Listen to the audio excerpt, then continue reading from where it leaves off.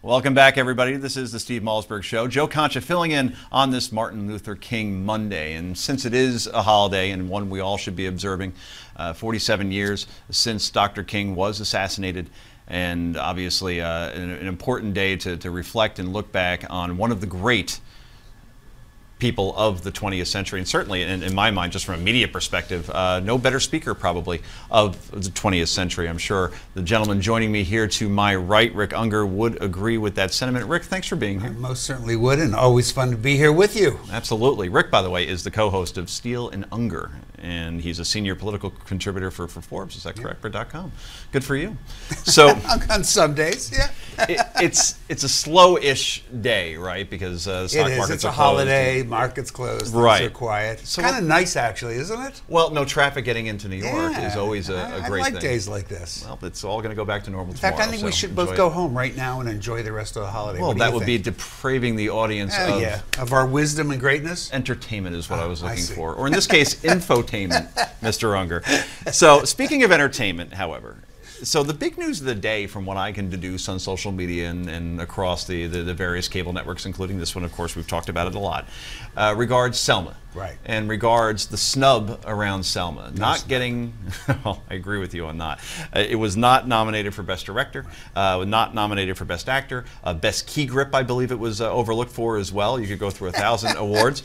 It did get the Crown Jewel nomination, however. Best Picture. Of Best Picture, and that's pretty much what all people remember about the Oscars, right? You know, if you know anything about how this process works, and as you know, I spent much of my life in that world, it would be it would take such a switch amongst the political bend of Hollywood to suddenly have gone from what I think we can go back to 2000, and there's been a black actor or actress nominated and winning many of those Denzel years. Washington, Jamie Foxx. So this concept that Al Sharpton has presented us with, that somehow all of a sudden everybody in Hollywood's become a racist, is so bizarre that I honestly don't know how it turned into a real media story. It's just too ridiculous. And yet you see people, I saw Catherine Bigelow on who's a great director. She Zero directed, Dark 30. No, Hurt Locker. Hurt Locker, my bad. She was on, I think, Bill Maher, and decrying this problem in Hollywood. And I'm going, what are you kidding?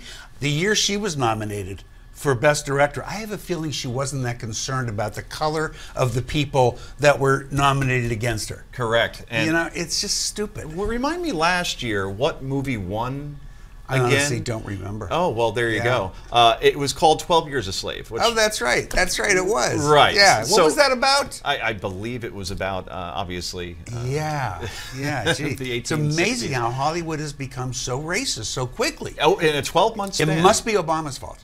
Well, I don't know if anybody's even going that far. Everything is Obama's fault, right? Sometimes it actually goes back to all of that, but they are actually doing a private screening of Selma at the White House. Well, and yes, and the other problem is, and you and I talked about this earlier, the people who vote get screeners, which means they don't have to pay to go see the movie. They can sit in the comfort of their home and watch the film.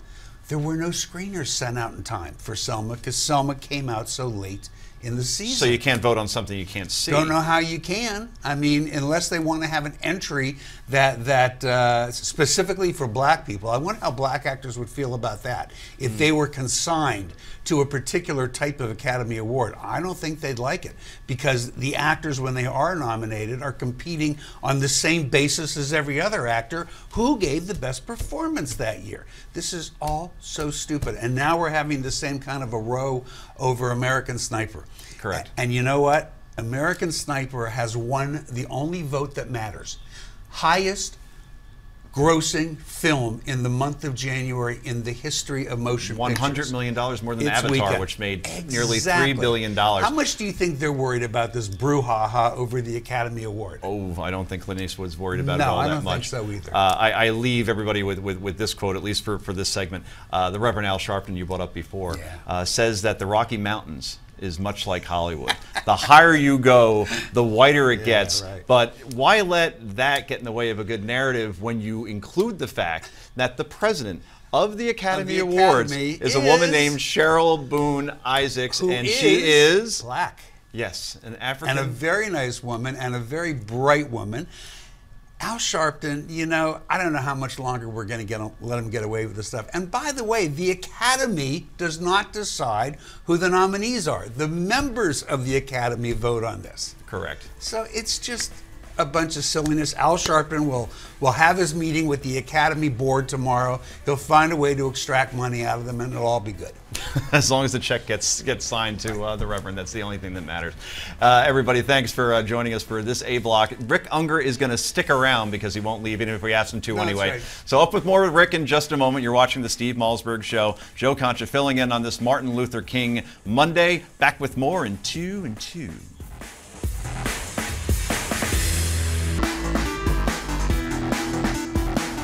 The president's going to announce a plan in the State of the Union to raise $320 billion in new taxes on the wealthy. That's over 10 years. Capital gains taxes are going up. With this new revenue, he's going to do such things as provide free community college and so forth for people, new tax breaks for working families, increased child care credit. I would just ask you this, Mr. Pfeiffer. Do you in any way, shape, or form believe that a new Republican Congress is going to do what a Congress that had Democrats and Republicans in control would not do? I mean, is this for real? No, it's for real, actually, and welcome back to the Steve Malzberg Show. The fact that Bob Schieffer, who you just saw in that clip from Face the Nation, is 77 years young. Remarkable when you think about Clint Eastwood, did American Sniper, a movie we were just talking about in the last block, and going to make $100 million this weekend, which will be a January record. He's only 84 years young.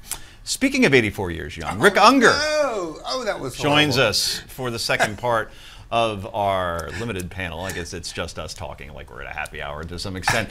He is a co-host of Steele Ungar, and he's a senior political contributor for Forbes.com. Steele Ungar, of course, is on Sirius XM. So, Mr. Unger. Well, first of all, it's not a happy hour because I don't have a martini, and you just called me 84 years young. Oh, I'm sorry. I was using the metric system. Was Yes, that right? Yes, you're the In square root kilometers. of it. I got it. Yes, okay. Something like that. So getting all the way back to that sound clip that we just played, as far as this Christmas list that the president will present tomorrow during the State of the Union address, such as free community college for all, where, you know, we had Noah Rothman on earlier, and he was talking about how 529s may be taxed.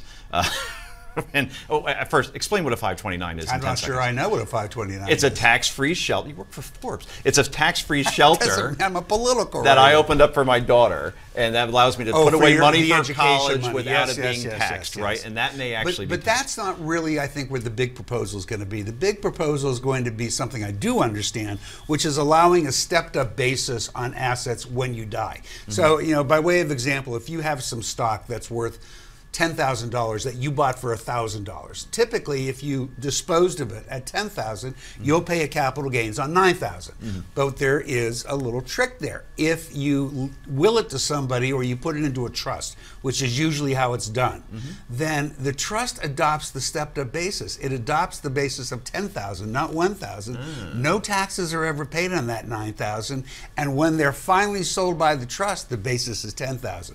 That is going to be the big thing that the wealthy people aren't going to like, because it makes a big difference. But does it make any difference anyway? Because No, when 'cause it won't pass. It won't pass. No. Last I checked, there was an election in November. Yeah, and it's a Republican-controlled House. Right. and It's a Senate Republican-controlled Majority Senate. Leader Mitch McConnell. It ain't happening, right? man. Most of what you're going to see tomorrow, and most of the proposals will be things that I'll agree with, at least in part, if not in whole. It'll sound good. It'll sound good So to why me. is he even doing it if he knows it has no shot at passing? Because the fight that we're going to see this year, this is going to be the year where each side claims to be the champion of the middle class. Why? Because next year's an election year, and poor people don't vote, and rich people vote Republican. So it's going to be the battle for the middle class, and each side is going to adopt the middle class in their own special, unique way. It begins with the president. Look, we had a proposal of a tax break up to people making $100,000. President wants to give them a $1,000 tax credit every year. There's no chance that this could happen, but not up to $100,000. Interesting. But then, you know, this is how Congress works. You start high, just like when you're buying or selling anything else. You start high, you go lower, and you hope it can happen. Does the president think, in 15 seconds, really listen to Right. me on that one, because his approval ratings are creeping up, because gas prices are low, because unemployment's below X, that he suddenly has some political clout, even though he's basically a man on an island because he only controls 1/3 of the government? I don't think he cares. I think he's at that point in his presidency. Look, I mean, things are getting better for him if you look at the polls. Not great, but better. I think he's at that point where it doesn't matter anymore. He is now concerned with his legacy, as all presidents are, as they head into their final 2 years. And if he can't get some things through, he's sure going to go down fighting for him. It seems that way. He's definitely on the and offensive. good for him. I actually admire that. Well, Rick Unger, 52 years old. You will go down fighting as well, 52. but you got I a long wish. time on this I planet. wish 52. Really? Well, we all wish we were a little bit older. It makes us feel a little bit more distinguished. So, hey, look, we appreciate you coming on, Mr. Always Unger. fun to be with you, Joe. Thanks so much. Now, up next, co-founder and CEO emeritus. I love that word, emeritus. I wish I could be emeritus one day, of PJ Media. That is Roger Simon. He'll be coming up on the Steve Malzberg Show next. This is Joe Concha filling in on this Martin Luther King Monday afternoon, and post-championship Sunday afternoon, Seahawks, Patriots, Pick'em, Vegas, 13 days from now. I will give my selection at the end of the next segment, but in the meantime, we got to pay our bills. So back with more of the Steve Malzberg Show in just a moment.